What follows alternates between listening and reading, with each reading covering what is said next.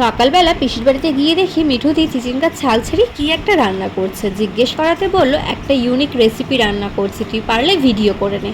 যথারীতি আমিও ভিডিও করে নিলাম। চিচিঙ্গাগুলো ছাল ছাড়িয়ে ভালো করে গ্রেট করে নিয়েছিল, আর নিয়েছিল চিংড়ি মাছ আর চিংড়ি মাছের মাথা। এরপরে কড়াইতে তেল দিয়ে গোটা জিরা শুকনো লঙ্কা ফোড়ন দিয়ে পেঁয়াজ আর রসুন ভালো করে ভেজে নিল। আর গ্রেট করা চিচিঙ্গাগুলোকে আগে থেকেই নুন হলুদ মাখিয়ে রেখে দিয়েছিল, যাতে চিচিঙ্গার এক্সেস জলটা বেরিয়ে যায়।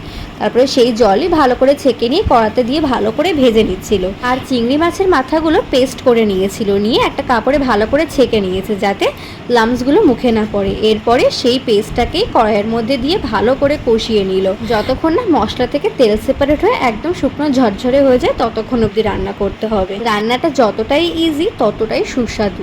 তোমরা অবশ্যই বাড়িতে এইভাবে চিচিঙ্গা আর চিংড়ি মাছ বানিয়ে দেখো, আর কেমন লাগলো খেয়ে সেটা কিন্তু কমেন্ট করে জানাতে ভুলো না। চলো টাটা সবাইকে।